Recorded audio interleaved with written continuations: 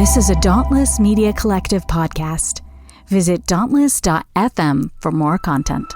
Having the foil and the contrast or the opposition of APU, but also the inspiration of the Tuesday Night Cafe, where these people were just fully exploring their identity wherever that took them, whether it's politically, sexually, with gender, just fully free to explore that it kind of blew my mind. And so it was hard. I couldn't bring that to the Asian kids because Asian kids that go to a place like APU have no interest in deviating from the norm.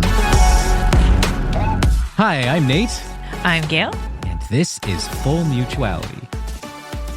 So on today's podcast, we are so excited. Oh, by the way, I know that we have been off for a little while. I'll give a little bit of I guess, recap, intro, welcome back.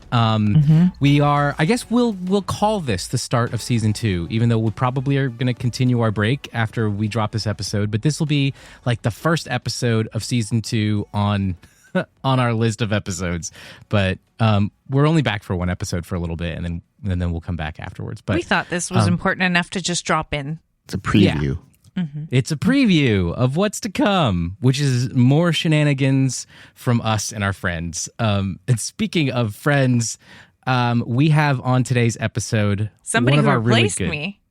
Yeah, one of our really such a good friend that he replaced Gail. By the way, Scott, for an episode. If you want to replace me anytime to do Asian episodes with Nate, I am happy to like that. No. That makes me happy. So feel free. No. You should be in the Asian episodes too. That's good. You're marrying I'm into in the Asian. background. So Even last time, I am. you're Asian by choice. See, me and Nate don't have a choice. You are Asian by choice. You're choosing Asian, so that's some Asian cred. So we're going to give that to you. There you go. All right. But in a healthy way. Not like in those weirdo, creepy Asian fetish ways. Healthy respect for Asian people. Yeah. I mean, if someone like Gail or Jerry wants to fetishize us, it's a conversation. You know, it's... Yeah. Oh my gosh. Well, It's problematic, but you know what? We can talk about it. We can work with it. Yeah. As they say at Hillsong, case by case basis. It's terrible. You guys are awful. You guys are very awful. You know, I'm jumping into the heavy stuff right away. We're joking. Oh yeah, but like right into seriousness, critical race theory. I was thinking, you're also coming out with season 3 of your podcast, and I've done an episode with you. My first one on yours, which was exciing. I know Nate did season 2. You had Bob Jones, and you were going through. Still the best episode. Yeah. Is Nate still packing the punches with Bob Jones? Yeah, that's a very weird school. It's my best episode. Yeah. Look, and the school is currently. The school is currently imploding right now, so of course people are going to be searching for content on BJU. Oh, geez. What have we set ourselves up for? Oh, my God. Season 2 was... So those who don't know Scott, you should know Scott. If you listen to us, you absolutely know who Scott is. If you follow Dauntless Media, he is one of our people. And season 1, he covered APU, his university that he was a professor at for... Is it 15 years? Am I getting that right? Yeah. I feel like I shouldn't... Yeah. 15 whole years is a long 15 time. years. Decade and a half. Wow. And then season 2, you just kind of went to interview people with other evangelical universities, showing that, you know, the stories at yours are not super unique. Like they are unique in some ways, but that they represent the larger evangelical culture. Yeah, the problems are the same. Mm-hmm. Exactly. And now you're starting to work through season 3, and it's exciting. And you've had a lot going down over this time. I feel like I was going somewhere and I lost my train of thought, as usual. Oh, yeah, like the day that this episode is coming out, you have a thing happening. You have a thing hitting store shelves. So I'm starting an OnlyFans, and I'm really excited. I have a book. I have a real copy here. Ooh, we're looking at a picture of it, and it has a title now. Last time we interviewed you, and I should tell everyone who's listening, if you have not heard the episode that we did with Scott, I mean, yes, he was on the Asian episode that Nate did with 2 other friends, but also we did an episode with just Scott. Go look up that one if you're going to listen to this one, because it's sort of the backstory of Scott his background and what that was like with him as a teacher of APU. And I don't want to be super repetitive, so go listen to that and then jump back to this episode. And I think it's titled The Wrong Kind of. Yeah, The Wrong Kind of Christian. And actually what's funny is we ended that episode and I was asking you, you know, what kind of Japanese whiskey do you like? And you were like, I'm not a heavy drinker, but I did see when you got your stack of books, Nate was commenting when you had, I think I saw it on Instagram, or I forget where I saw it on your social medias with your stack of books that came in. You had a good whiskey. Now Nate was complimenting it. He was like, "Oh, he even has the right cups that he's the hibiki." Yeah, you had the hibiki, and you were drinking it out of a Glencairn, which is really the only glass you should be drinking a whiskey of that quality out of. Mm-hmm. It's fancy. Yeah. It's and it's also great because it's little. So yes, I can finish. It's probably not even a dram or whatever that measurement is. It's probably like 2/3 of that. Or as my one Scottish friend would say, a wee dram. A wee dram. It's a wee dram. Yeah, that's what it is. We have the stack of books. What is your book titled, Scott? Do you want to give the title of your book now that it's out and it's official? And called Sex God. It's called Asian American Apostate. I know he's not joking on that one. That is the actual title. It really is called Asian American Apostate: Losing Religion and Finding Myself at an Evangelical University. My publisher wanted to have a nice long little subtitle because when you're an unknown, you can't just have a clever title because people will be like, "Who the hell is this?" and "What the hell is this book?" So we tried to put as much description in the title, so when it shows up on Amazon or it shows up on someone's feed, you know people exactly know what they're you're getting into. Yeah. Probably a good idea. But the cool thing is I made it look like a Bible. Yeah. So if you're listening to this, I mean, this is not a video podcast, so you're not watching this, but no. So the cover of the book has this cool like grain leather. It looks like an old Bible. Looks like a Bible. Yeah. It looks like a Gideon Bible. Yeah. Except it says Asian American Apostate instead of Holy Bible. Yeah. And we put these little like symbols in. Yeah. Like, I don't know, like a cross and like an academic symbol. Yeah. Nice. So I mean, to recap a little bit, because most of your story you shared with us in the previous episode. So I don't want to rehash all of that, but just to give like a quick little recap, you taught at an evangelical university for 15 years. You were an English professor there. Yeah. The book isn't in the book. You don't actually name the university, but on your podcast, you do. It's one mouse click away to find out. But there's like an olive branch to that school because it could be any school. It could be any of those evangelical. It really schools. could. So I thought that was clever to title it, like whenever you mention it in your book, it's called EVU, and I'm like, Evangelical University. That's exactly what this is. Like I felt like this could be anywhere. Yeah. That was the goal, because I honestly don't care. Like, people like, do you hate the school? Do you want it to burn down? I don't care. It's like, I don't have enough in me to even like want it to burn down. It's if it does, I'm not gonna be sad, but I'll be sad for like people I know that still work there. We out of a job, but I've moved on. Yeah. So so the recap is I grew up Christian, evangelical, did all the stuff. College, I did InterVarsity Christian Fellowship.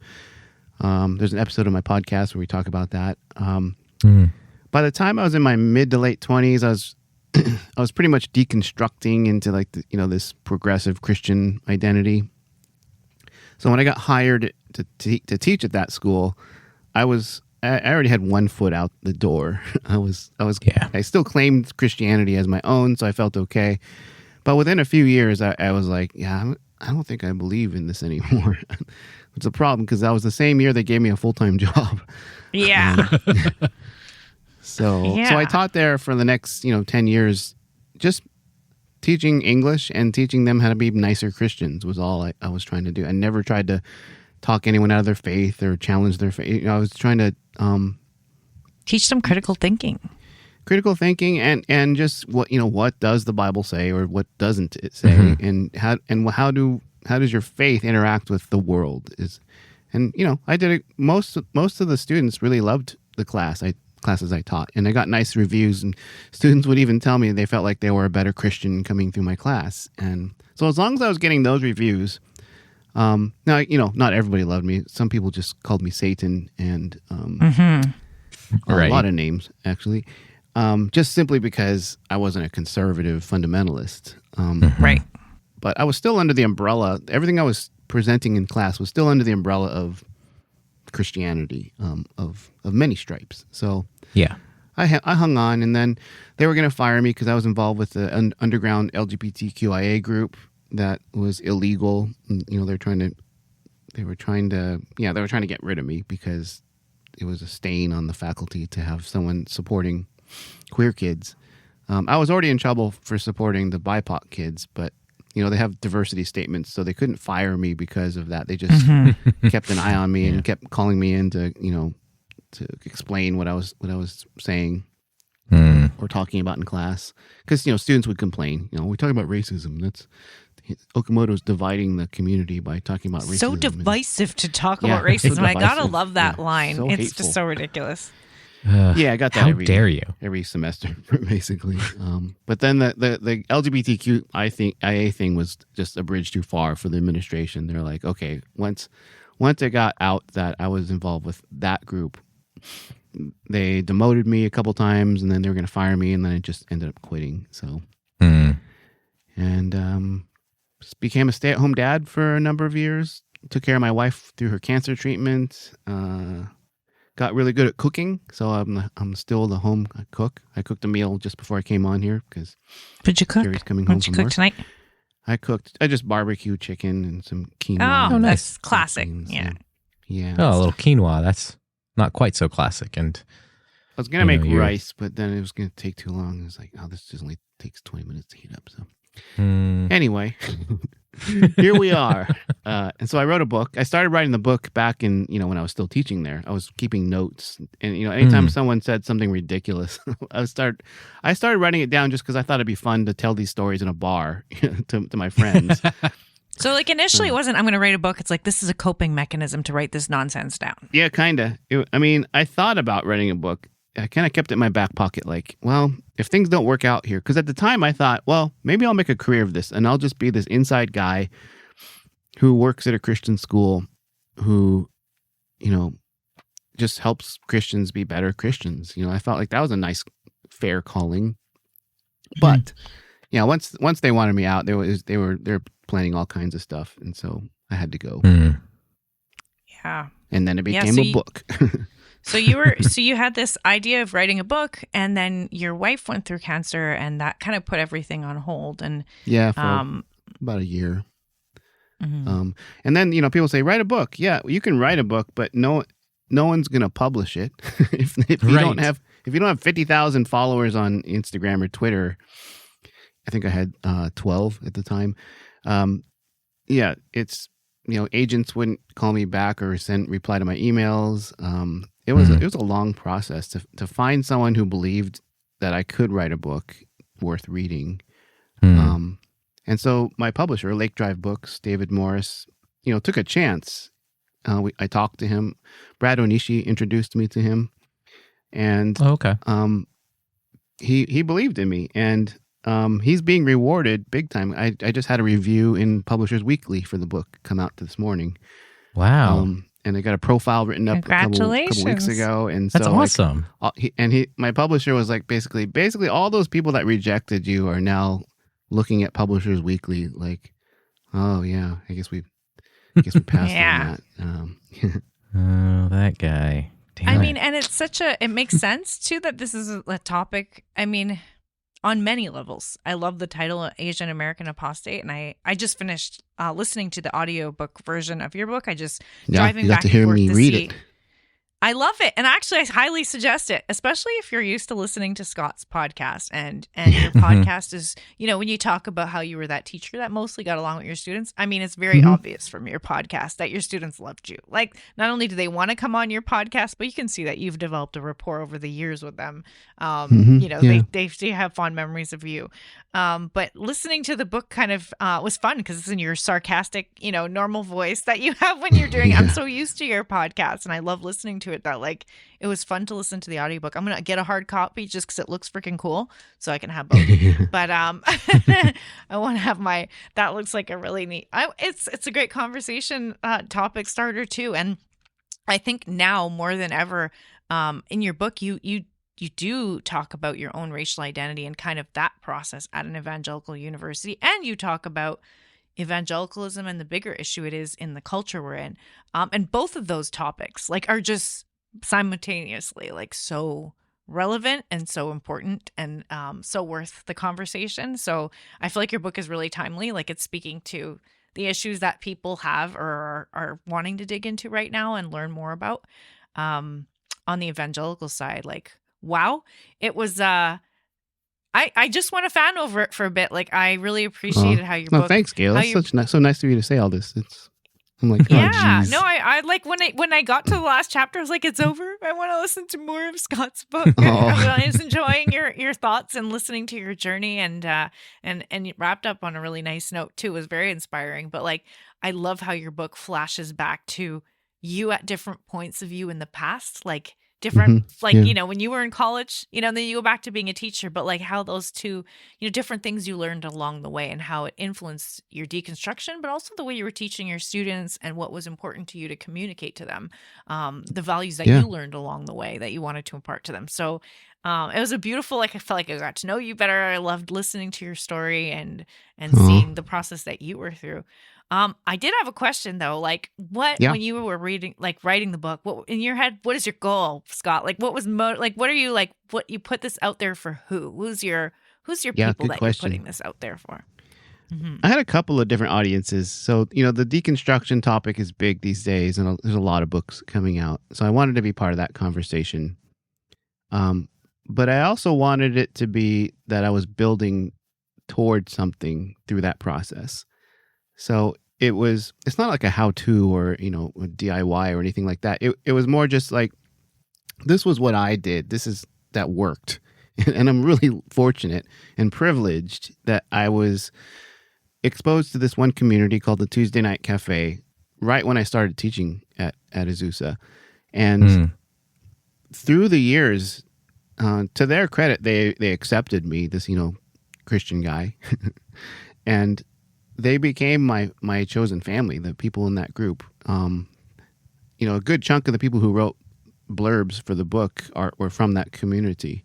And so I wanted it to be both the deconstruction of faith and the shittiness of evangelical higher education, but also the formation of an identity as an Asian American living in these times.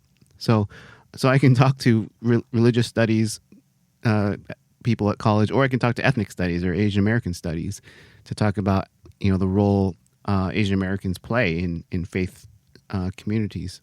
So, so it was sort of two audiences, but in general, I'm only writing to people who are intellectually curious and people who already have an eye out for this kind of narrative, because I don't think anyone, at that school is going to read the book. I don't think my parents are actually reading it right now as we speak, and that's making me a little nervous. But there's a lot of F words in there. Are they okay with swearing? They're okay with the F words. Feel about... Yeah. Oh, okay. Because there's a lot of F words. Yeah. So there's 40. The F word. According to the woman who interviewed me on Publishers Weekly, she counted. There's 46 pages that contain the F word, and one page has it 17 times. Or something, if I forget the number. I'm like, you counted it? Like, so somebody did the work. It is the most educational use of the F word that I've ever seen anywhere. I tried to make that the running gag, so I told the woman who interviewed me, because she was a little bit offended, I think. Part of the review today, I think she wrote it, doesn't have her name on it, but she's kind of complaining about, the F word. It's off-putting. But I meant it to be, I'm pushing back at the model minority myth. I'm not going to be this like Zen, respectful voice. I'm going to be me, and I don't even cuss that much in my regular life, but I did it as a stylistic choice. And I do the running gag because early on in the book I talk about how I tried to use fuck as an instrument to teach parts of speech in basic composition classes, and it worked really well at community college, and it almost got me fired in my first year at Azusa. So What I were keep you the thinking, gag running. Scott? I would use the F. I know I wasn't. I keep every time you would use the F word, I would say, well, it's a verb here, or it's an adjective. Yeah, I felt or it's educated. I was learning my grammar as I was seeing your swearing. I was like, I this will- is the most. I did get I one of will them say, wrong. So I was just about to say, at least one page of them. 42 in Of course, chapter that 3. would be what Nate paid attention to. I was literally about to say from one. Well, I was an English minor, but from one English nerd to another.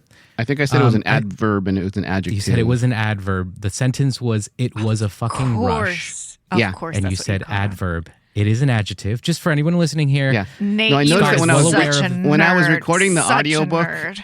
I read that and I was like, ah, shit. I messed that one up. But only grammar nerds like Nate are going to Only catch Nate. it. And I Nate- aced parts of speech in middle school. Okay. hell yeah. So All When right. Nate That's why listens to we're the friends. radio, when he listens to the radio, I do and the same someone's- thing. when Oh, someone yeah. says the wrong thing, he has to Yeah. correct them, I even have to though say they it can't out hear loud. him. It's And then usually he- parts. It's usually pronoun antecedent agreement or subject verb agreement Yes. violations that they do Yes. on the radio. yes. So Usually. usually You that's should. the most You guys common. all need to see the head nodding that's going on right now. And then Like they're like in this occasionally- union of like grammar nerding out together. But when I'm talking to friends, I don't care. You know, I'm people go, oh, I'm talking to an English teacher. I'm got to watch my. I'm like, no, screw that. Like we're talking, it's fine. But you know, if someone is claiming to be a public speaker or someone on NPR, I do notice. I'll be like, oops. Oops. Yeah. There are certain things like incorrect words, like when somebody says, I was growing weary of that person, when they most likely meant wary in the context of suspicion, because growing weary means you're growing tired of someone. But so it could work. They could be It could tired. work. But yeah. But then, of course, I'm paying attention to the context of the sentence and everything. Yeah. Such a nerd. Wow. I'm gonna watch what I'm gonna be more careful now. Talking to nerd. But Nate. like you said, Scott, when you're just hanging out with friends, fuck all of that.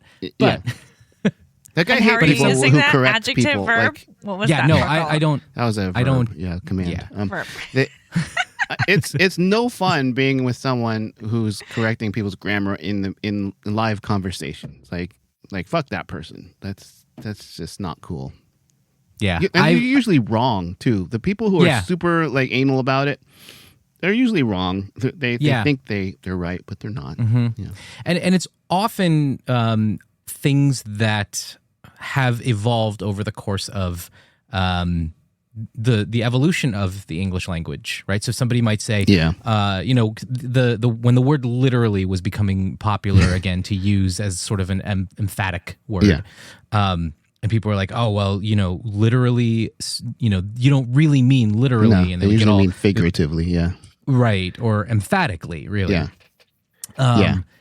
But language has evolved and will continue to evolve, and words will take on new meanings over the course of the existence of this language. Yeah. And B, this is not a new phenomenon. Jane Austen and Mark Twain both used the word literally when they were meaning it in sort of an emphatic sense. So, yeah. Shakespeare Anyway. just made up words, and we still use them. Yeah, it's true. And we use those words in common vernacular. So that's English. English is fucked. Exactly. English doesn't make any sense. Like I would tell my students, like if you're good at grammar, you want to keep that to yourself because it probably means you have some kind of like psychosis or because there's no patterns, so anyone who's logical and sees patterns has a terrible time with English grammar because it doesn't have patterns that are consistently applied. So you just have to know all these random exceptions to these rules that are established. Yeah. Like don't get me started on spelling. Spelling, the I exactly. before E, I before E, except Yeah. after C, or when And except sounding like when A, except when it's is in not. neighbor or way, or on weekends or holidays and all throughout May, and you'll never be right no matter what you say. Wow. There that's you good. go. This is what happens when you listen to English nerds English majors. nerding out together. Welcome back to English Talk. With Now Scott you can and Nate. Scott and Nate. Yeah. Just two Asian dudes complaining about English. Yeah. Just for your man. listeners, it's a great book called. I'll think of it later. Is it related to Makes English? fun of the. It just makes fun of the English language, is just how broken it is. That's lovely. Yeah. Unlike our English, two Asian guys who speak relatively unaccented English. Yeah. Kind of Southern California-y for me. Yeah, I It's, got a little bit of a New York thing going in mine. Especially when Nate says coffee. Then we all You know make what? fun of him. We can stay away from that word for now. Wait. Your mom does it too. I was coffee? very. They say coffee. Coffee. Oh. No, Coffee. you were That's how they hyper say it. exaggerating it. Well, it's like coffee, when you tell okay? me that Canadians say a boot. I'm like, no one says that. You're like, yeah, go ahead, Gail, say it. I'm like, I don't say It's that. not. It's not boot. It's like, but it is kind of a rounded. It is a round. It is a rounder. Yeah. Yeah. It's About. not quite about. Yeah. About. It's about. Right. Like Yeah. Did I And do it? some About. do it more than others. You know. yeah, that's true. Like in Ontario, they do it a lot more. Definitely. what it The is? people that, like, wherever Schitt's Creek is based, they do a boot Yeah. for sure. Okay. Yeah. Those Ontario. So anyway, people. I wanted to get back to your book. I really enjoyed it. I was thinking through it, and I had some other. I was filled with questions as I was listening to your book. I have lots of them. I didn't jot them down, but just as they come to me, you left evangelicalism behind. Like, you walked out of, we'll say EVU or Azusa. You walked out of there, and you had built up a community, a life outside of evangelicalism. You'd already deconstructed way before you left, or years before you left, and this life just kind of closed the door on it, moved on, and we're enjoying life outside of evangelicalism for a while. Had a And nice then good run as there. Yeah. And it makes me think, because I didn't do that. But I think of people who, maybe they leave this world behind, and it's like, good freaking riddance. I don't want to think about it. I don't want to talk about it. I want to pretend that none of this bad dream happened. Like, just so much bullshit, right? And then you choose to re-engage in this world. I mean, you're writing a book, and you're sort of re-engaged in revisiting the past and having to comb through all the nonsense that you had left behind and, like, taken a pause on, like, just totally, like, close the door on. What has that been like for you to just, go through all your notes, revisit the problems in the evangelical, or have these conversations online? Because you are actively engaged with people talking about this stuff a lot now.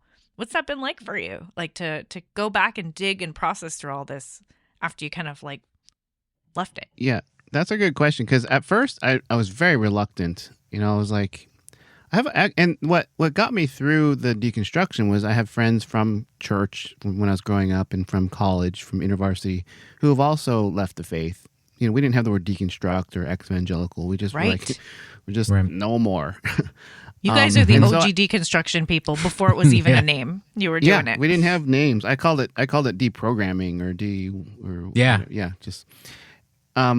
And so I had friends that I could talk to, and I'm really lucky that Jerry, my wife, also was deconstructing with me. So we had a nice little team of people that we could talk to, and we spent a lot. Jerry didn't grow up in it, so she didn't have all the regrets that we had of, like, our wasted youth.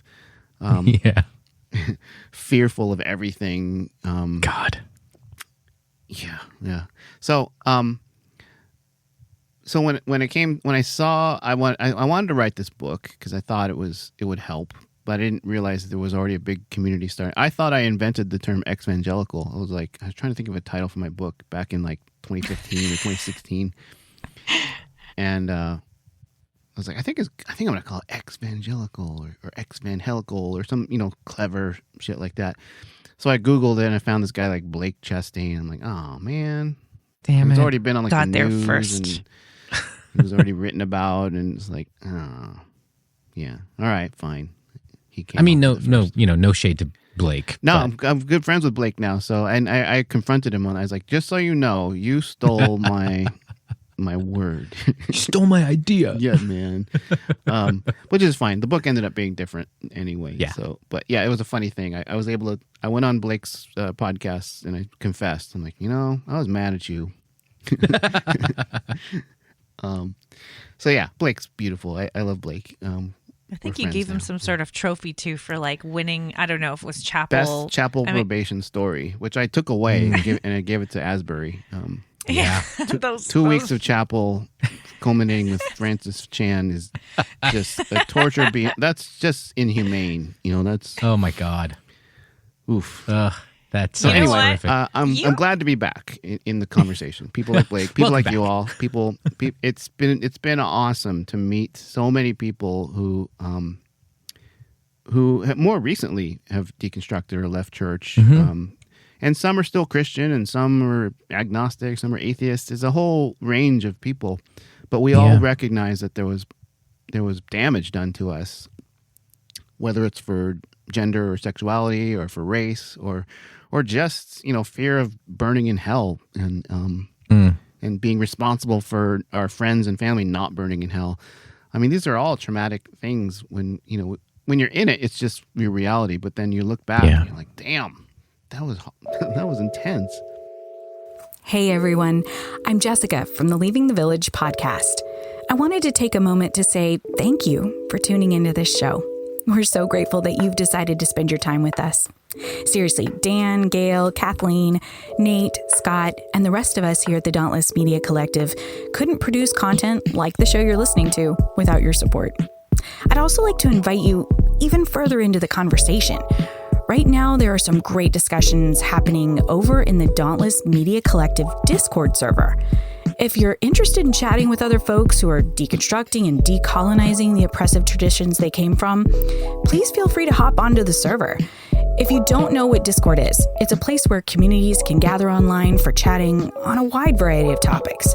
In our Discord server, we have channels devoted to general deconstruction conversations, some meme sharing, therapeutic venting about whatever religious bullshit you're currently dealing with, and even a channel specifically devoted to talking about the latest episode of the podcast you're listening to right now.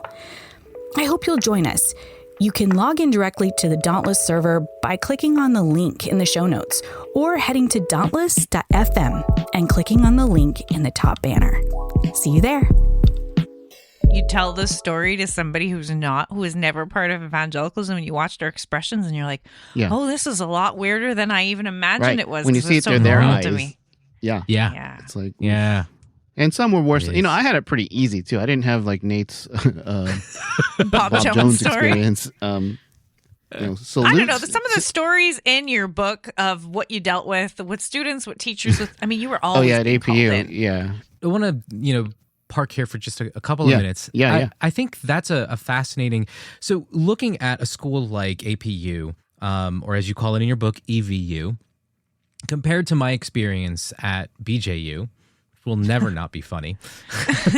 I try not to snicker every time you say BJU. First BJ. I'm not 12. I'm not 12. But I think that's an interesting, hearing the stories that your former students have told on your podcast, reading your story in your book. Something that stood out to me was the difference between my experience at BJU and what somebody at another, maybe more popular evangelical university might experience. The hallmark of fundamentalism with a capital F, as opposed to, marking evangelicalism as fundamentalist Christianity, which it is. I don't want to detract from that. But then there is also the subset of evangelicalism that's kind of known more colloquially as fundamentalism, like the official fundamentalists, as it were. There is part and parcel with fundamentalism is the idea of separation. They have in their, in a lot of churches, sort of statements of faith, they have like the degrees to which we are supposed to separate from the world around us, or from what they would call carnal Christians, which are, people who hang out with the likes of Billy Graham.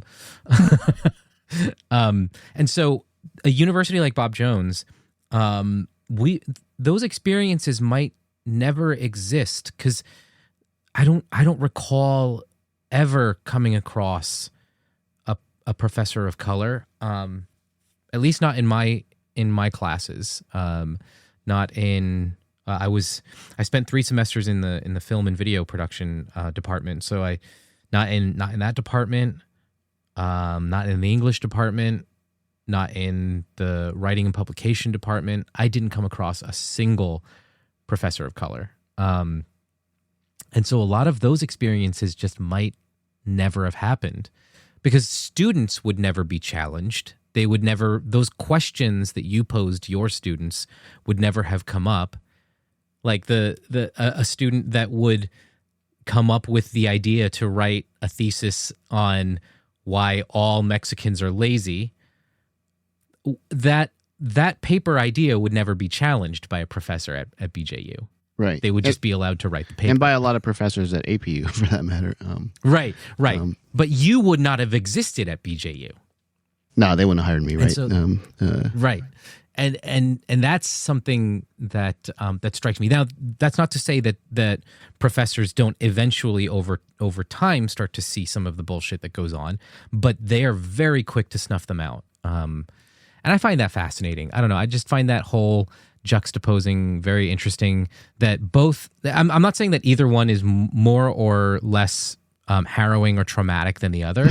I think that you might be more inclined to recognize the trauma as a ethnic minority or as a sexual or gender minority at a place like APU as opposed to a place like BJU, because they are so sheltered and they keep things so insular that you don't even recognize your own identity until after you set foot out of places like that.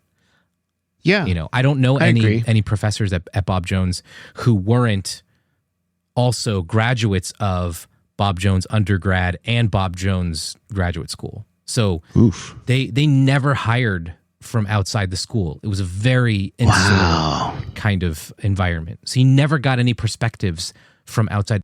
And I knew of no one who grew up outside of that environment, studied outside of that environment, and then got hired into BJU without having been already indoctrinated in the system. So you wish you had a professor like Scott at BJ. I do. Like the whole time reading your book, I felt like, man, I wish I had you. I feel like my own deconstruction would have gotten kickstarted. Because there were so many times throughout my second, third, and fourth years where there was something in me that just felt like things were not adding up, but I had no one to bounce any of this off of. So I just kind of like closed off in myself. I didn't have anyone to guide me into or to even prompt me to ask tougher questions. I feel like if some of the questions that you asked your students, if I had been in those classes, I would have walked away from all of this much earlier on. Wow. I probably would have gotten myself kicked out of school. Yeah, you and me both.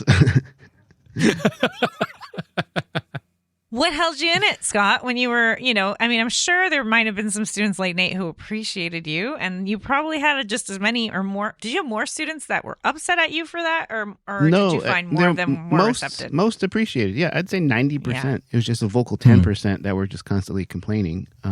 Right. So everything Nate just said, that's so much worse than APU. Because I remember when I was interviewing you for chapel probation, I remember we didn't really talk about your classes. And in the back of my mind, I was like, who the hell gets a PhD and goes to teach at fucking Bob Jones in that environment, which is so, contrary to academic culture. And I was thinking it just had to be these true believers. But now that you tell me that they're pretty much all just grown in-house. Yeah. That's who teaches at Bob Jones. Yeah, exactly. To a degree. Sorry. So I misspoke earlier when I said nobody was from outside of Bob Jones. Just very few. Yes. And also the outside of Bob Jones were places like Pensacola Christian College, Northland Baptist Bible College, Clearwater Christian College, the other fundamentalist institutions. Fun places. Yeah. Yeah. Yeah, it's a big incestuous world. when I was at APU in the late 90s, early 2000s, there was a real push to get, scholarly professors with degrees from fancy schools to say, so they could say, we're evangelical, but we're also a top-notch university. It only lasted like 10 years before they realized that's not working. The local churches and the Koch brothers are not they don't want this to be a top-notch academic institute. It's contrary to evangelical culture. Right. So, as much trouble as I got in, there was always at least the pretend on the school's part that it's a school, that it's a accredited, top-notch, ranked in the near 200s of the U.S. News and World Report. So there was always that. So I could, if I could come up with any, academic reasons for my curriculum or for my pedagogy, I could, that was usually enough, and show how it lined up with, evangelical faith. It wasn't that hard to do, but I still got in trouble every semester, pretty much. I mean, you, although you did grow up in evangelicalism, you could use that as for your cred, evangelical cred. You didn't go to an evangelical university yourself. No, I thought it was lame to go. I was super Christian. I was like, I'm going into the real world, and you're gonna be a light, lives for Jesus in these dark places. And yeah, it's fucked up in a totally different way. But yeah, so going to APU at first, I was like, I'm not staying here. This is not where I want to be. But then I saw these kids, and they reminded me of me. When I was that age. Just true believers and completely misinformed, I had a heart for them, and I showed that, and I let them know I cared. I let them know I wanted to partner with them in learning, and I learned from them. So there was a lot of beautiful things, and I hope that came across in the book. There was a lot of really great relationships formed. Yeah. So that does shine out. Absolutely. And it does in your book, and it does in your podcast. And there's different stories in each of them that, I think you said it on the last interview we did with you about chapel probation and about your book, that like you had too many stories that you couldn't fit in your book. So it was going to be like 1,200 pages. And so the podcasts helped. Yeah. Tell those stories. Yeah. We live in an era of unprecedented access to information, news, and media. But what happens when all that information leads you to suddenly realize you spent the majority of your childhood in a cult? Well, we can tell you. Join me, Jessica Goforth, and Kathleen Reynolds as we take you into the world of cult recovery after all the emotional, psychological, financial, and sexual abuse we experienced as part of Bill Gothard's Advanced Training Institute. On our podcast called Leaving the Village, we talk candidly about our journey out and interview other survivors whose experiences will boggle your mind as scandals continue to rock the twisted world of IBLP. Subscribe to Leaving the Village today so you don't miss a single episode. That was pretty neat, just the way that you carved out the space for your students to come and give them episodes to just tell their stories. And you're a great friend of ours. You're fantastic at that. On a personal note, I just want to share, there's stuff I share on the podcast about my story, but in general, Nate does a lot more sharing because he has a lot of different evangelical backgrounds that are more, they're in the news, whether it's Bob Jones or whether it's Hillsong. They're like those landmark sort of evangelical experiences.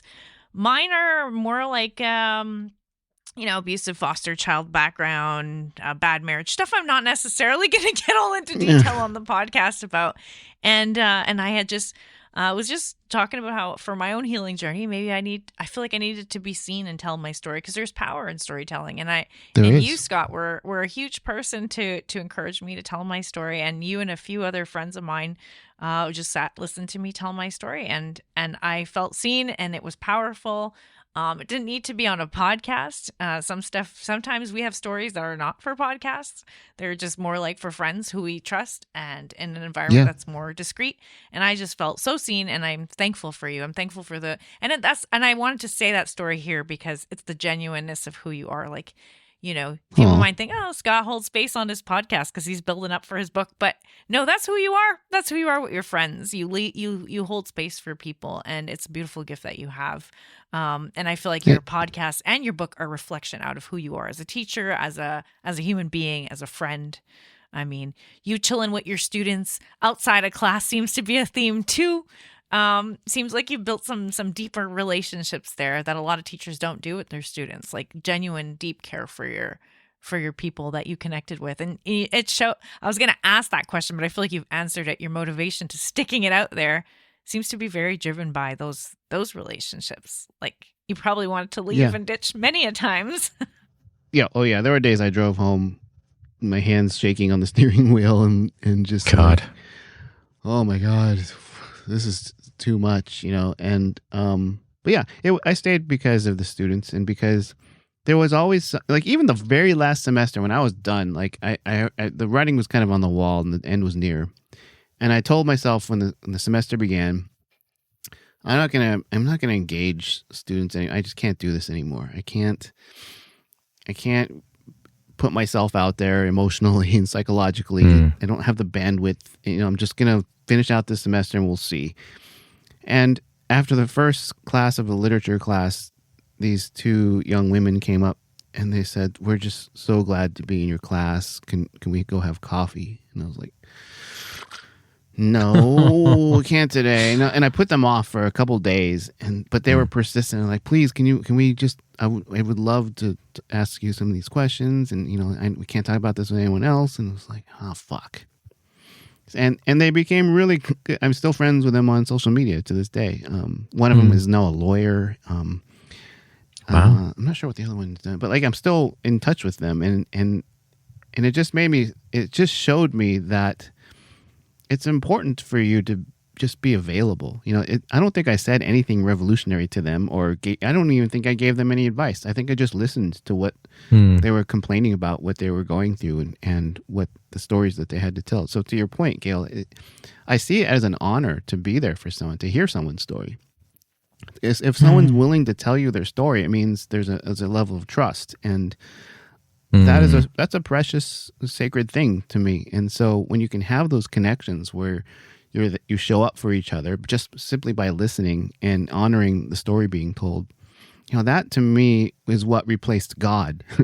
that replaced Christianity for me, was those relationships and seeing the divine or the sacred in someone else when they see it in you, and you have that connection. That's what it's all about for me. So it was an honor to hear your story, Gail. Thank you. It was a beautiful. It was a tough story. And it had to be tough to tell it. And the fact that I was able to bear witness to it was incredible. And to see your other friends and I've now interviewed Janice, so I'm friends with Janice now. And awesome. We like connecting people. Yeah, and it's just, we all said nice things about y'all, and I told her I was sort of fanboying because I've only been following her from afar, and she's a great friend. Yeah, she's another genuine human being out there doing this, holding space, and just that's what life is for.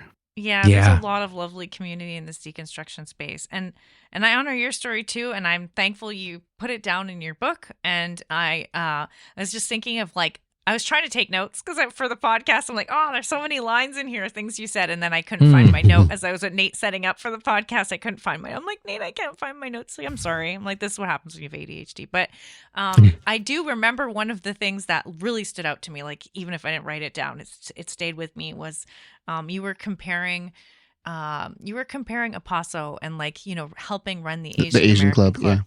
Yeah, at APU, and contrasting it to your own journey in your Tuesday night Asian cafe and knowing the Asian community, and your own hesitancy at first to get involved in that cafe and sort of to be around, just fully embracing your Asian heritage and just being in a like full Asian surrounding, right? Like, and then embracing that and learning to your own journey through your Asian identity. And then there's a line that you said something about, like, comparing those two, that just stood out to me, about how when you were in an evangelical university in a club that was supposed to be for Asians, you always felt like there was pieces of yourself getting cut off that had to get cut off to make this work.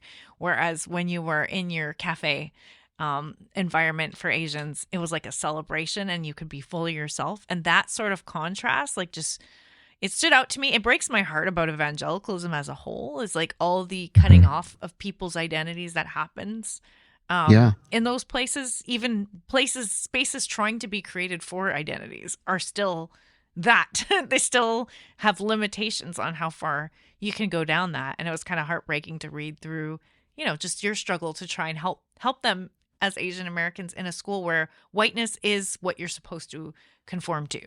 And yeah, that's why they went, is to achieve whiteness in any sense. Or at least have proximity to it. And so you have to sort of shave off those parts of you that don't fit and aren't accepted. Yeah, you made it sound way better. I should have had you be my editor. No, it was fascinating to read through, like just even Evangelical University contributing to you shaping your identity as an Asian American. Do you want to elaborate on that at all? Like how being in that environment kind of forced it out, or like kind of pushed you to have to define it? It created a foil to push up against, for sure, because I was, the faith part was already fading and I was okay with that. But I realized that my mind was colonized by whiteness. My mind was giving white people always the benefit of the doubt and always centering whiteness, because that was the default I grew up with. And the more I realized that through the Tuesday Night Cafe crowd, when I saw that contrast, I was like, oh shit, like I give white men the benefit of the doubt. I see that as normal, quote unquote normal, the norm. Why is that? And in one of my flashbacks, I talk about how a pastor pointed out that he saw an angel of worship on my head. And I remember that, which was a creepy thing to tell someone. But so I have some fun with that story. But what I wrote, as a last minute thought, I'm like, you're all picturing a white angel, aren't you? I loved it. Because I was. Yeah. And one of the copy editors of my book wrote in the margins, "Yep, I was sorry." And it's like we all do. That's the default of an angel. You don't picture an Asian angel, or maybe a black. No. It's like it's so ingrained in us to center whiteness in evangelical culture. Even my friends who went to Asian churches, there's still, the pictures in the Bibles and on the wall are still white people on the felt boards in Sunday school. They're very Eurocentric. And so, So having the Tuesday Night Cafe and then having this culture where I started to see myself catering to whiteness was hard, because it was shameful. I was like, oh my God, I've been doing this. And even when I left I kept sort of unpacking it and decolonizing my brain, I would look back and think, oh my gosh, I would totally let that fly, because that was just what was expected. And so, having the foil and the sort of the contrast or the opposition of APU, but also the inspiration of the Tuesday Night Cafe, where these people were just fully exploring their identity wherever that took them, whether it's politically, sexually, with gender, just fully free to explore that it kind of blew my mind. And so, it was hard. I couldn't bring that to the Asian kids, because Asian kids that go to a place like APU have no interest in deviating from the norm. So I know it didn't come into your book, Scott, but there was, I think, because we were talking about Asbury, Nate and I, and then I was thinking of how you had Francis Chan experiences, and I'm like, I wonder if Francis Chan is going to make it into your book. He did not make it into your book, but you have had experiences with him when it comes to even realizing, performing whiteness as an Asian. But then the other day I was looking up Rick Warren's stuff because of, them getting kicked out of the SBC. And you had a ton of stuff on Saddleback in your past history on Facebook. And I was like, man, I didn't realize how terrible even Saddleback was with Asian people throughout their history. They have a history of, They do. Oh, my God. And I remember some of that stuff from when I was working at at my old church back in like the, early 2010s. Yeah. And that was the first one, right? Even steeped in the evangelical world, I looked at that going, how the hell does that? And I was nowhere near any kind of racial awakening. Was it that skit for the children that you were talking about? The first one that was one like, of them. Like the church, the official email to the staff had a picture of like the communist guard, the highly devoted protectors of the government, and it said jokingly, they should emulate the dedication and commitment of these people, and that was highly offensive to especially the Chinese folks. Yeah. And they questioned it, and Rick Warren himself was like, well, I have a sense of humor, so get one. Was his response. Wow. He eventually was counseled, I'm sure, to apologize further, but for the first while, that was it. And then there was the skit with I love their first responses of evangelicals, when the big names, when you confront them, because the first response is their true thoughts on this. He's basically like, fuck you, get a sense of humor. What they come up with later is when a whole bunch of people tell them they need to change their opinion, then you see the written out, very carefully worded, thoughtful, that they didn't write because you heard their previous comments. You're like, not the same person. Someone else wrote this. Someone else wrote this for you. Oh man, yeah. That was one. About Francis Chan though. I left out about 2,500 words. Oh my God, written about Francis Chan. You were gonna maybe write something about it, and then you're like, never mind. I'm not giving him your time. He was in 2 chapters, and it was just taking up way too much space, and I was just like, I don't even want to give him the ink. It's just like, So the big story that all the kids remember is he was talking in chapel, and he said, we asked him to speak at the big, we called it Unlearn Week, which is a great name because it's like all of us need to unlearn stuff, assumptions, racial biases. And I think you mentioned unlearn in your book. In the book, yeah. It was our big signature week of diversity. And we asked him to speak at the end of it, figuring he would at least do, I didn't like him to begin with. I didn't want him ever to speak, but fine, he's a big name. The kids like him. And he was like, racism, it doesn't matter. Racism doesn't matter. He's like, does it even exist? And he was just going off on it. And then just apropos of nothing, just blurted out, by the way, I never even liked Asian girls because they remind me of my sister. And, that is such a colonized, fucked up thing to say. No white people ever say, I don't like white people because they remind me of my sister or brother. Like, that is purely a white-centric, colonized mind. And he's basically just telling them. So, to the school's credit, the chapel programs made him come back to apologize because they got a lot of. Oh wow! It wasn't just Asian kids mad. It was like everyone was mad. Well, not everyone. The progressive kids were mad, and they wouldn't let me come to the meeting because they knew I hated him. And they literally, one kid, Dez, the first guest on my podcast, it was his job to keep me away and not know. I wasn't supposed to know the time or the place. But Dez slipped it to me. He's like, but don't go in. And there's this room that had like these trees outside the door, and I was literally hiding behind the trees, listening in. And I heard Francis Chan be like, I don't know why I'm here. I guess I'm sorry, whatever. Like, oh my God. And he just didn't apologize. And those kids were crushed because they worshipped that asshole. They loved that guy. And here he was just shitting on them. And he wouldn't even apologize. He wouldn't even acknowledge. Because when he said, I guess, I'm sorry. It was wow. just, fuck that guy, man. Yeah.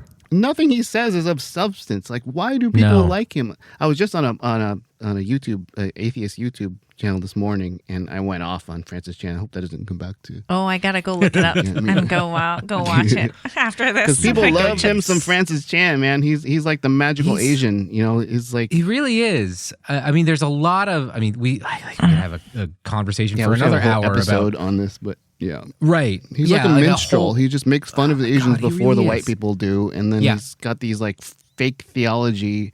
I've watched way too many chapels with him, and they just, I feel like I don't get those IQ points back. I don't get those brain cells they're just gone. They're just destroyed. I had mentioned it the last time you were with us on our podcast. I think I'd mentioned that those were the kinds of jokes that I used back in the day to get ahead of the joke. Yeah. Because I knew they were coming. I knew to say they were we're make safe fun to of be around. We're not going to cause trouble. We're the good Asians. We'll joke. We'll joke about ourselves first. Yeah, exactly. And he is the embodiment of the thing about my past that I hate the most, that I'm probably most regretful of. You read those books, didn't you, Nate? I did. Well, I read Crazy Love. I did not read Erasing Hell because by the time that came out, I had already read Rob Bell's Love Wins. Yeah. And I already knew what Francis Chan was going to put in Erasing Hell. I was working for an Acts 29 network church. So of course, they all talk about it. I grew up in fundamentalism. I know what they all think. Yeah. The interesting thing was what Rob Bell was putting forward, because for somebody like me who had never explored that world, what Rob Bell had to say was interesting. It was fascinating. Yeah. It got me to think differently about the afterlife. And then so yeah, when I read the back cover of Francis Chan's book in response to Rob Bell, I'm like, yeah, I don't need to. I know exactly what he's going to be putting in here. It's not anything that I haven't already heard, and stuff that I probably have been affirming at the time. Sure. I did Crazy Love with my youth group. Very embarrassed to say that, and I think it the took Francis me a while Chan to confession. But I'll give myself some credit. While I was still in evangelicalism, I heard him speak at a conference, Urbana IVCF conference. Yeah, I went to that. And he was headlining that one, or he was one of the main speakers. And it fell so flat for me. It felt like, and I'm trying to think if that was the year they also had Black Lives Matter. It might have been. And it was like, that was rich and like full of thought and provocative, and actually had me like re-examining things, the people who were leading up that part of Black Lives Matter movement. And then Francis Chan gets on and I'm like, something is just the contrast. Bullshit. Yeah. Yeah. And then I actually think I listened to his audiobook on a marriage topic, and my marriage was in trouble, and it was so useless that I was like, this is just like it was just so I think that's when I was like, why did I think this guy had insight? Because there's nothing in here that's right that has once you point it out to people, it's like, it seems so obvious, but like he casts a spell. He's like this, he does that thing where he'll be joking and saying something funny, and then he'll just go zip to like, but how dare you think this. Like one time I literally walked out because my students would often ask me to go to chapel with them, and I never did. But sometimes when Francis Chan was there, I'd just be morbidly curious, like, what stupid shit is he going to say today? And in the middle of like a thought, he's like, and how dare you not say amen at the end of prayer? And I'm like, what the fuck are you talking about? Who doesn't say amen? That's not even worth calling it a straw man. And he went on this like 5-minute tangent about how important it is to say amen, and these terrible people who don't say amen. I'm like, oh my who's God. not saying amen? Like, there's something wrong with this guy. I walked out. I'm like, I'm sorry guys, I gotta go. I'm gonna go eat something. And I actually dragged like 4 or 5 of them with me, and we went to Jack in the Box to have breakfast across the street, because I was like, I think is stupid. I think, we can have a whole conversation about tokenism and the way that representation gets handled in a lot of these spaces. And I actually, as a quick side tangent, I came across something that was fascinating, and how, the Asian of the day right now, the sexy Asian of the day is Simu Liu. And it's interesting how he's constantly getting the roles. And sure, this is kind of, maybe part and parcel of how Hollywood tends to hop onto actor trends or whatever. But, I mean, are we forgetting some of these Asian American and Asian Canadian heartthrobs that are still acting, are still doing work? Yeah. Stephen Yun is still doing things, and he's, just as hot. Yeah. Well, he just had something come out. But anyway. So, but yeah, to your point. Yeah, true. True. But anyway, so now we've got, you look at someone like a Francis Chan, you look at somebody like, Candace Owens, they are the token. Good analogy. Yeah. And I think part of it is that they'd be hard pressed to find other folks who are not white parroting all of those same lines. Now, I guess for Asian Americans, we the Korean Evangelical Church is just full of people that are parroting a lot of that stuff. Yeah, but they're their own. That's their own. That's the singular brand of Christianity. There, the Korean Church. It is. It is. Yeah. Which that's we another actually topic we should get into, but yeah. Oh God, right. Yeah, we touched on it briefly when we had Angie on the podcast. And something that she had mentioned that I thought was fascinating was pointing out the distinction between affinity spaces and safe spaces, and she didn't really elaborate on it. I think she just sort of kind of touched on it briefly. Yeah, but I do think that's important because a place like, for Korean Americans, for Chinese Americans, the Chinese Christian church, the Korean Christian church can be affinity spaces, and to some degree can be safe for you to express that part of yourself, that part of your identity without feeling the need to hide. The white gaze. Yeah, exactly. Yeah. But it has some pressures to conform to whatever the accepted norms of the culture is. Oh, absolutely. Absolutely. And I think that's part of it too, is that there is that they are not, safe spaces. There is that distinction of safe versus affinity. And there is importance. There is certainly an importance for having affinity spaces. And that's something that that you had talked about in your book, the affinity space of a place like Apostasy, and how important that is for kids at APU, for kids at any white evangelical college, and even in college in general in the U.S., because this is a white country. It's important for us to have these spaces. I think of at the school that I work for, Apostasy, and the work that they do. And I unfortunately missed their gala. And our dean, who is Asian American, she was like, "Nate, you're missing the Apostasy gala." And I'm like, "I've been doing events all week long. Can I not have a night to myself?" But the one event that I missed happened to be Apostasy, and I was pretty sad about that.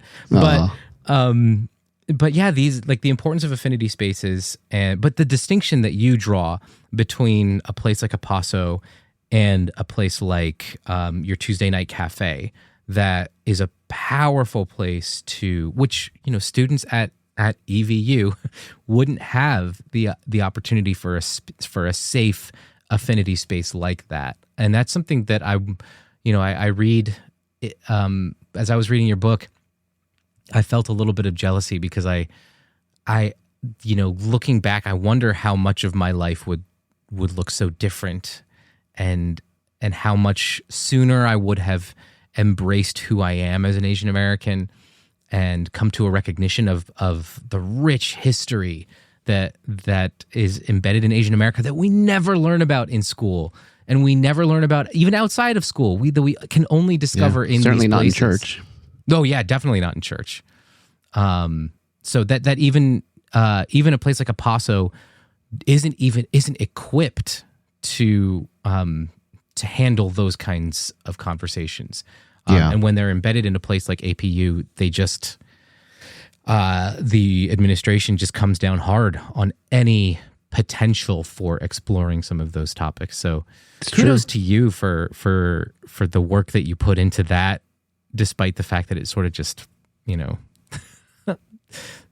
yeah. You're working against the current for sure. Oh, yeah, thanks. It was a big part of it. Yeah. And, and it was like without pay, I was at least twice a month driving back out to school for a meeting or for an event for Apostasy, for 10 plus years. No recognition from the school. They did not want to recognize me in that role.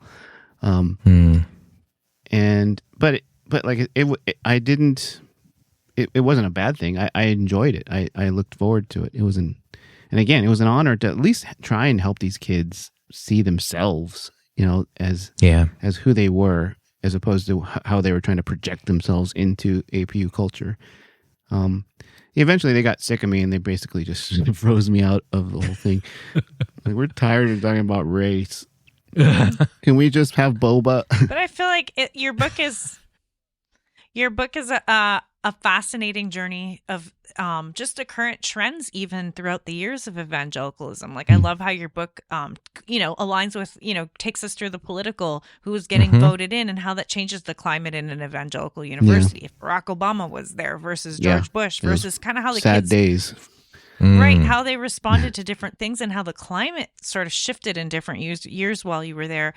So that, I don't even know that the kids got fed up of you. Just sometimes completely different crop of kids with a different political climate that weren't interested. But I really, I thought it was so inspiring how you had your own experience and awakening, and you were bringing in your even Tuesday night cafe people into Pasta. And you're like, I want to, it's not like you were trying to invent this. You had a model for you of something that was powerful and impacting you, or you're trying to give them a taste of what it could be like to embrace who you are. It's exactly it. Yeah. Yeah. And when I think of you as a teacher and you as a human being and as an Asian man, I think you have never really fit what was expected of you as an Asian. Like, you didn't fit an Asian stereotype of like the submissive, quiet, polite. You don't even have an accent. Neither of you do, but I mean, like, you guys are the sassy Asian men. You do. It's in your book. I could totally hear it when I was reading your book. No, good. I meant for that to be there. Yeah. I just highly recommend the book. The discussions in there around all of these topics are just really fleshed out very well, and are great. Just very insightful. Very, as an outsider to a lot of it, it was fun to read through, and heartbreaking at times to read through, just what that experience has been like for you. So much appreciation. All that work.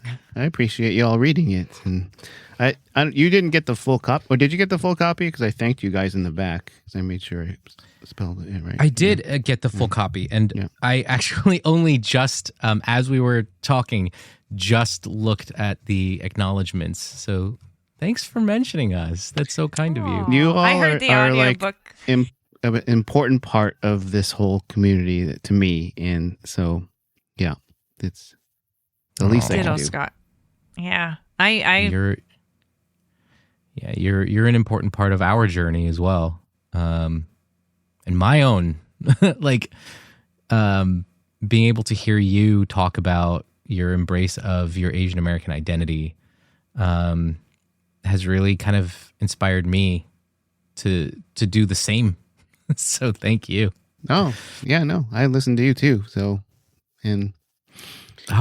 we have a chicken egg situation going on here. Yeah. So to figure this out. Yeah. But I'm going to hang with you guys this year. So yeah, we're so I'm so pumped. I'm looking forward to you. I think there are whispers of a potential New York City book event for you. Yeah. I think maybe are we doing any announcements of that? Can we plug that, or still in the works? Keep our ear out. It's still in the works. More? Yeah. One, Joe Lumen is going to help me plan something. Beautiful. So She's in New Jersey, like Nate, so that works. She is. Yeah. She is, and she's new to New Jersey, New York. Yeah. So, feel free to hit us up. I have access to a potential venue. Yeah. No, so, I told her that. So like we need to call you guys. So we. Yeah. She's gonna get a call. Oh, okay. Yeah. Nice. That's the announcement. So. All right. Surprise. So date is not set, but hopefully we'll have something going in the New York City area. Unfortunately, it's a weekend where you guys are going to be a little busy. I thought I had read something that you guys were thinking about September. So I'm like, we can go to that. We can go to that. No, I think it's going to coincide with certain nuptials of certain wedding going on that involves two people in this. Look. Like you're going to be there anyway, so why not kill two birds with one stone? That's what I was thinking. Yeah. Yeah. So yeah, I might come earlier in the week to do it. So okay. All right, we'll work it out. I mean, Nate doesn't have anything to do. You just have to show up with your tux, right? Exactly. Okay, all set. I already have my tux. We're all set. I just got to lose about 10 pounds and then we're good to go. I'll get you to the church on time. Thank you. Gail's got all the work to do. I know. It's the bride's hair day. and makeup. Yeah. Listen. Just stay out of the way. Be where you need to be. I will say Nate is doing planning in the background. He's not one of those annoying dudes who just does nothing good. and shows No, up. you gotta help. Oh, of course. Yeah. Of course. But yeah. To be fair, I've been doing a lot of work. He has been doing this work. Yeah. All right. So, thanks so much, Scott. Really thanks appreciate for the fact that you all came out of a break just to talk to me about the book. That's amazing. We were already planning on it, and we're probably scheduling more recording sessions anyway. So might as well drop an episode in the middle of all of this. You guys all need to go out and get Scott's book because he's fantastic. Because you'll hear about him all the time. We talk about him. He's on our podcast and in our Dauntless network. If you jump in, Scott's always there chatting it up with people. And this is our community. We appreciate you, Scott. And of course, we're very happy to promote what you're doing. We're inspired by it. I'm sad that I don't, in my next trip down to visiting Nate, I don't have your book to listen to. I've been listening to it in my drives, and I'm like, oh, it's done. Well, we could get on a conference call. And, there we go. We could do that. Talk about Francis at least Chan. until, there you go. I got more keep stories. Talking about Francis Chan. Yeah. Oh my God. All right. So yeah, I'll put links in the show notes. The book is called Asian American Apostate, and it is available from Lake Drive Books, and it will be out the same day that this episode is dropping in your... Yes, exactly. So April 18th, it is out, and so go check it out. Links are in the show notes. We'll put an Amazon link, we'll put a bookshop.org link. Buy a book and get the audio. You need them both in this case because... There's some original music in the audiobook too, at the beginning of each chapter. And some of it you might have heard if you listen to Scott's podcast. Yeah. And it's great stuff because it's original. Scott and Shin and probably several other people have contributed music to the podcast. The thing in the book is just all my stuff. Oh, it's just all your stuff. I wrote a bunch of cues for someone's pilot and a couple of podcasts that never got used, so I just used them for this. Yeah. Nice. Oh, and if you're in the LA area, there's a book release event in downtown LA on the 22nd, Saturday, and a big party at my house. So hit me up. So yeah. All right, and then hop into our Dauntless Media Collective Discord. Scott will put some details in there. Yeah. And if you're on Facebook, there is a group for Scott's podcast, Chapel Probation, that Scott puts info in there. All the inside info is in there. Yeah. Indeed. All right. Thanks again, Scott. This was so much fun, Scott. Thank you. Do it again. That wraps up another episode of the Full Mutuality Podcast. If you haven't already, please subscribe to us on your favorite podcast app. And if you don't already have one, head over to our website, fullmutuality.com, for a list of all the apps you can find us on. We couldn't do this without you, our listeners, so thank you so much for your continued support. Speaking of support, one of the best things you can do for us is to head over to Apple Podcasts and leave us a review. I'm pretty sure 5-star reviews get you an extra crown in heaven. But seriously, if you found this episode insightful, spread the word and share it with your friends. And don't forget to follow us on social media. You can find us on Facebook, Instagram, and Twitter at Full Mutuality. Thanks again for listening, and we'll see you on the next episode of the Full Mutuality Podcast. The Chapel Probation Podcast takes a critical look at evangelical colleges and universities, focusing initially on Azusa Pacific University, where I taught English for 15 years. I'm Scott Okamoto, and I'm writing a book about how I deconstructed from faith completely while at APU. This podcast, though, is my tribute to the students and other faculty who survived evangelical higher education. They faced ridiculous racism, sexism, anti-LGBTQ hatred, and all manner of bigotry. From the heartless evils of the prosperity gospel to the destructive pseudo-theology of purity culture, the stories will break your heart, but they will also inspire. These people faced bigotry and fought back. In a weird, kind of sick way, we went through some shit, but we formed identities and we formed communities through it all. I hope you will join us.